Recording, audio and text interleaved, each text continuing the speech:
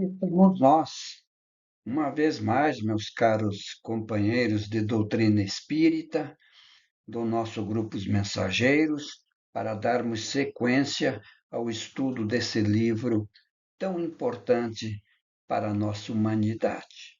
Trata-se, como vocês sabem, de O Livro dos Espíritos. Vamos então na pergunta 269. Quis saber Kardec se o espírito pode enganar-se quanto à eficácia da prova que pode escolher.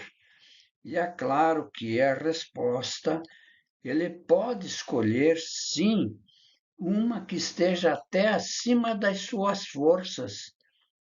E o que acontece? Sucumbe, porque pediu uma coisa fora da sua possibilidade intelectual e moral de produzir. Ele pode também escolher uma que não lhe dê proveito algum, como um gênero de vida ociosa e inútil.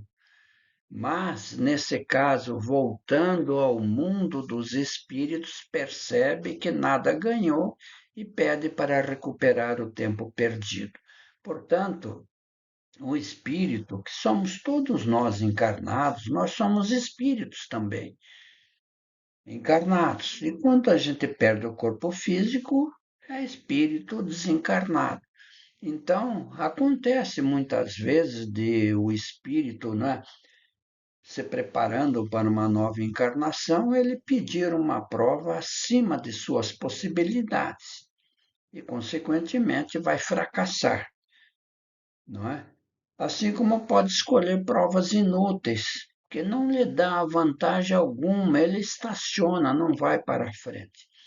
E quando ele percebe, então, que numa determinada encarnação não progrediu nada, ele percebe o erro e pede uma nova existência onde ele possa recuperar o tempo perdido.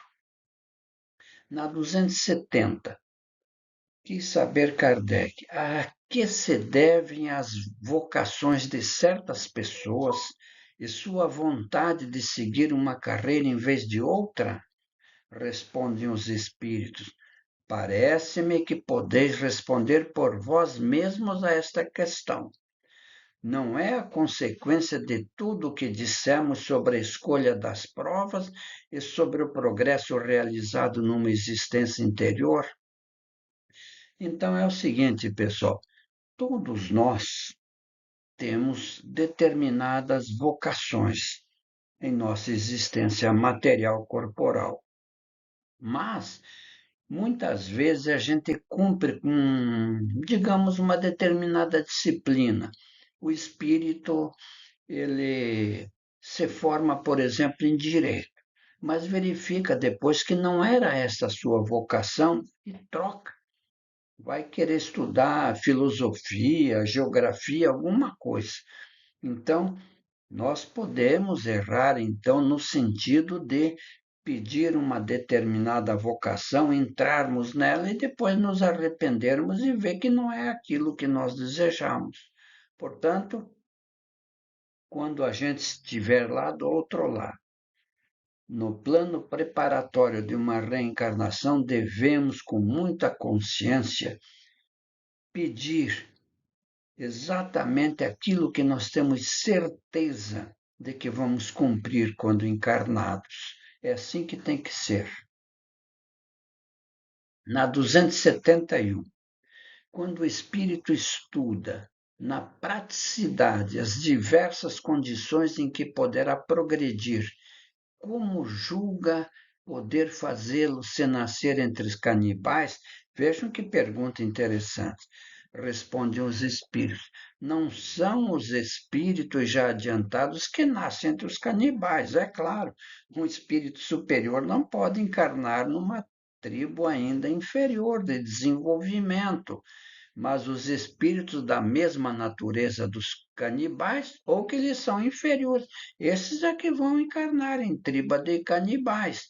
Se bem que aqui nós queremos fazer uma observação. Acreditamos que com o desenvolvimento dos nossos indígenas não existam mais canibais. Canibais são aqueles povos antropófagos, né, que comiam os seres humanos. Não, isso não existe mais. Prosseguindo, e o Kardec, então, ele comenta o seguinte, que nós sabemos, não é, que os nossos antropófagos, ou seja, esses índios que matavam os seus inimigos e depois comiam a carne desses seus inimigos, eles não estão no último grau da escala. Vejam bem, com todo esse atraso, ainda não estão no último grau, porque há mundos onde o embrutecimento e a ferocidade daqueles que o habitam ultrapassam a tudo que existe na Terra. Observem que coisa incrível. Então, salientando que não existe mais antropofagia, que esses índios estão aculturados, não é? E eles não fazem mais isso. Então, prossegue Kardec, esses espíritos são, portanto, ainda inferiores aos mais inferiores do nosso mundo.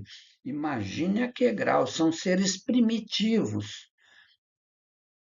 E vir para o meio dos nossos selvagens, um espírito desse, muito atrasado, para eles é até um progresso. Como seria um progresso para os nossos antropófagos exercer entre nós uma profissão que não os obrigasse a derramar sangue. Se eles não visam a mais alto, é porque a sua inferioridade moral não lhes permite compreender um progresso mais completo. O espírito não pode avançar senão gradualmente, não pode transpor de um salto a distância que separa a barbárie da civilização. E está nisso uma necessidade de reencarnação que se mostra verdadeiramente de acordo com a justiça de Deus. De outra maneira, em que se transformariam esses milhões de seres que morrem diariamente no último estado de degradação se não tivessem meios de se elevar, ou seja, se Deus não concedesse novas oportunidades? Porque Deus os teria deserdado dos favores concedidos aos demais homens? Ora, se Deus é infinita bondade, é para todos. Vamos prosseguir? Pessoal, eu recebi uma intuição e vamos dar curso a ela, para nós mesclarmos o estudo do Livro dos Espíritos com trechos do Evangelho segundo o Espiritismo, que permitam também conhecermos um pouco mais de nós mesmos. Então, nesse trecho, nós temos aqui o capítulo 3 do Evangelho segundo o Espiritismo, que fala da destinação da Terra. Então, Kardec comenta que é de espantar-se encontrar sobre a terra tanta maldade e más paixões, tantas misérias e enfermidades de toda a sorte, e se conclui disso que a espécie humana é uma triste coisa.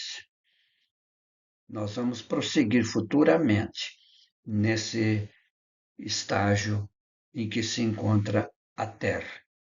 E os espíritos, então, em suas instruções, eles dizem o seguinte: nos mundos que chegaram a um grau superior, as condições de vida moral e material são bem outras que as de sobre a terra.